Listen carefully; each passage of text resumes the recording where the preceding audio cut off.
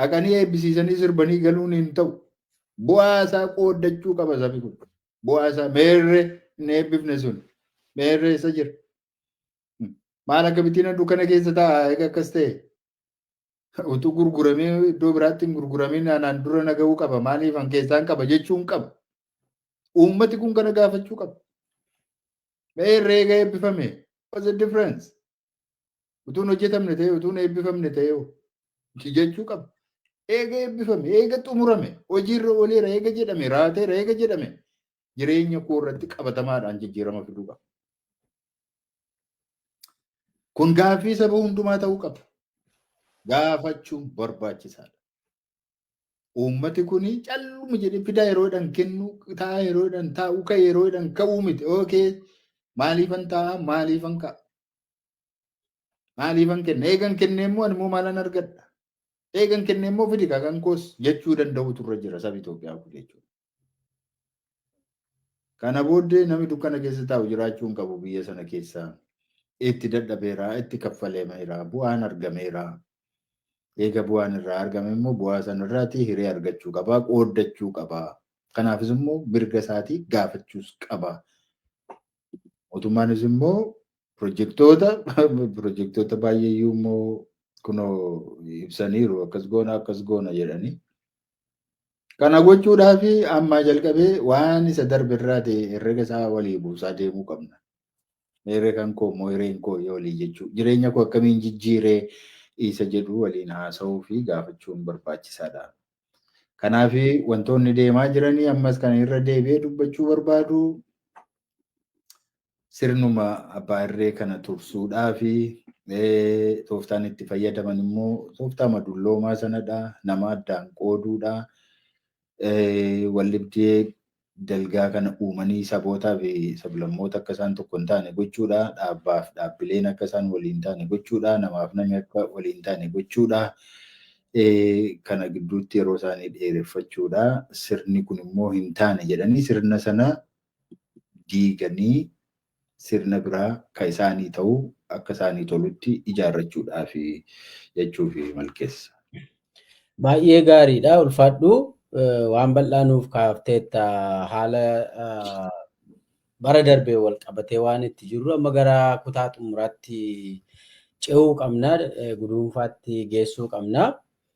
Egaa waan bara darbe kana keessa tatta'ee keessaa tokko qabanneetu waan gara fuulduraa irratti haasofna. Gara fuulduraatti maaltu ta'uu qabaa? Qophii akkamii godhamuu qabaa? Waan jedhu irratti gulantaa qabsoo itti aanu akeekuutu nurra jira waan ta'eef akka jalqabbiitti Oromoo keessatti mariin eegalee jira. Keessoo Oromootti namni deebi'ee wal hubachuu eegalee jira. Baruma darbe kana keessa wal hubannoo gaariin sabaaf sablammii faanas dubbiin eegalamee wal hubannoo mul'ataa dhufee jira. Isuma kanarra dhaabbannee gara fuulduraatti maaliif wanni sosochiin uummanni Oromoo sabaaf sablammiin keessoo isaatti gaaffii isaa deeffachuudhaaf godhu sirnicha naasisaa dhufee jira, argaa jirra.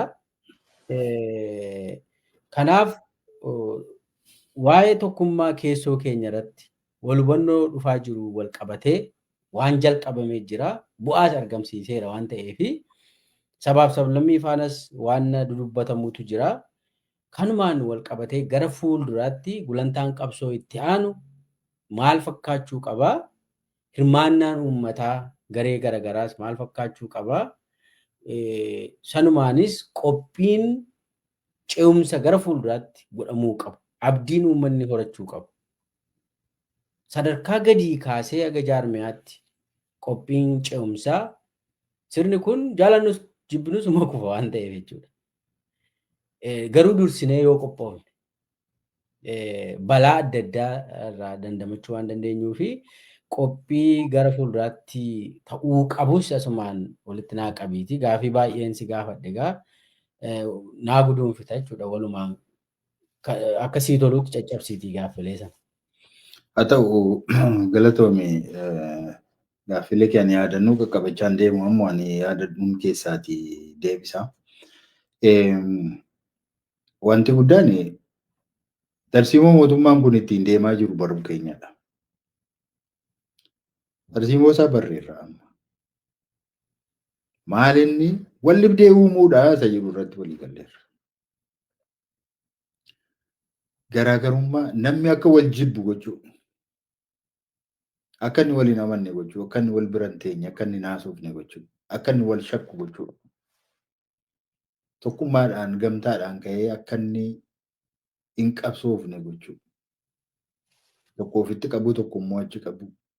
Gidduu isaanii rakkoo buusu. Araarsaa fakkaachuu. Nama nagaa buusu. Qaama nagaa buusu fakkaachuu. Akka isaan waliin hin hojjenne wanta tokko irratti akka isaan hin xiyyeeffanne gochuu. Kana ta'uu barreerra. Akka Oromootti kana barreerra. Rakkoon keenya maal ture? Qoodiinsa inni gidduu keenyatti uumuuf saaxilamneerra. Lakkii kun sirrii miti. Kun akkana miti. Inni ati jettu kun sirrii miti. Yookaan immoo dalagaan ati dalagdu bifa kanaatiin sirrii miti jechuu hin dandeenye. Lakkii nama sana tun taane suma dhala qaamoo sumadha diinni sumadha jechuu dadhabne. Kana jechuu dadhabneetu obboleessa keenya diina godhanne jechuudha. Isa akkuma keenya miidhamaa jiru. Paartiin akka isaan rakkataa jiru irratti faa duula yeroo tokko tokko. Ofiis uumaas of harkaan qabu. Inni sunis mirguma Oromoo fi kunis mirguma Oromoo fi garuu walii galuu dadhabuudhaan waan inni gidduu isaatti uumu.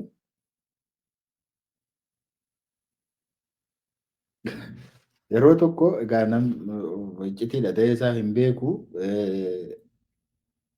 Paartiilee siyaasaatii fi maallaqi wayii tokko kenname yeroo biyya sana ture keessa.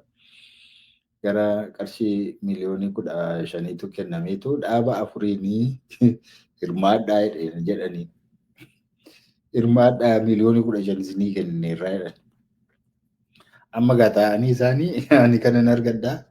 Umriin inni dhaaba gootii amma kanaa miseensa ammasiin qabaa maaloodhaa jedhanii akka isaan wal lolan barbaadu. Isee hirmaachuu irratti ulaagaa ittiin hirmaatan hin qabani. Kana ulaagaa baasuu irratti yookaan koree dhaabuu, koree irratti walii galuu diduu, yookaan birrii ishee irratti walii galuu diduu. Kanumaan immoo torban tokko wal caqacaqanii gaariidha. Ishee irratti immoo dhibee biraa daddabalachaa deemu. Ati duruusii kan kana godhe kana maliin jedhanii gana atakaara walitti kaasu. Innaan jaarsoliinis egaa waan kana dafanii barannatti fakkaata. Laakiin ta'u atumti nuu hiriiranii. Atumti nuu kenni. Waanumti isin nuu kennitan nu gahaa isinumti nuu hiraa jedhanii. Maal ta'a fudhattanii hirmaattanii akkuma akka humna keessaniitti jennaan. Hundumtuu humni koo mana jedhee akka wal loluuf isin jechuu kooti. So waan xinnoo ishee irraallee waan xinnoo irraallee bu'aa barbaada. Bu'aan sammuu maa inni wal-dhibdee uumuudha. Wal-dhibdee. Anaafati wajjin taa'uu keenya yoo arganii yeroo nagaa nutti dhaamanii deemanii waama tokko nuun jedhanii deemu yookaan akka nama nagaa sitti dhaamu yookaan akka nama sitti dubbisu sitti gurratti milkeessaa kana badaa amantaa ammatti naan jedhee deemuu danda'amu namni tokko. Isa booddee jalqabee dhuguma namichi nama moo akkamii jechuu hin danda'anis. Sitti immoo waa biraa himuu danda'a. Kanaaf nuyi adda baanee galla jechuudha. Wal-dhibdee isa silaa irratti xiyyeeffachuun nurra ture dhiifne walii keenyatti deebiin. Egaa gaafa sanaa jalqabee namichi dhuguma nama namu ta'innaa jedheetan isa sanatti gurra koo keessaa natti wannoo ta'aa deema jechuudha. Hojiin bilchiginnaa kun kanadha hojiin isaanii. Nama wal dhabsiisu, nama wal shakkisiisu, gaafa namni wal shakku isaan egaa hojiin isaanii gaafas hojjetame jechuudha. Jaallatu jechuudha. Ganda yoo dhaqan ganda tokkoof aanaa tokko yoo dhaqan gandaaf ganda adda baasuu barbaadu. Godina tokko yoo dhaqan aanaaf aanaa adda baasuu barbaadu. Gara Oromiyaa yeroo dhufan immoo isaan kun warra akkanaati, isaan sun immoo warra akkanaati jedhanii akkuma taa'anii lammata waliin hin haasofne. Tokko kophaatti baasanii rukutu duula immoo irratti duulchisu. Warra biroo immoo daboo godhatu. Eegas kuumanii iddoon ga'aniin booddee immoo sanatti immoo deebi'u. Tokko tokkoon qarxamsu jechuudha. Tokko tokko isaanii. Amma hundumtuu akka kanatti nyaatamee ol ga'e Oromiyaan. Warri dur nagaa fakkaatus nagaa dhaban tokko hin jiru. Oromiyaa keessa lafti nagaa hin jiru amma. Hundumaa walitti qophaan rukutanii isa tokko irratti bulchisanii fixanii waan nu godhan. Amma dhaaba Oromoo kana keessaa wanti nuyi akka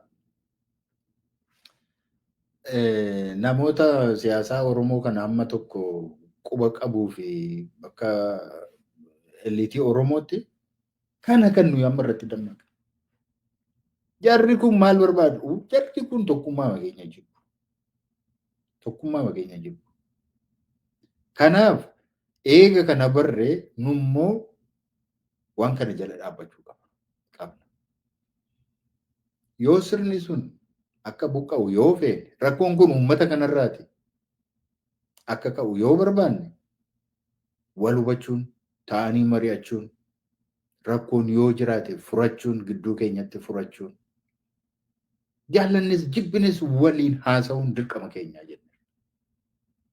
Waliin haasa'uun dirqama keenya. Maaliifi saba guddaa tokkotu gidduu keenya jira.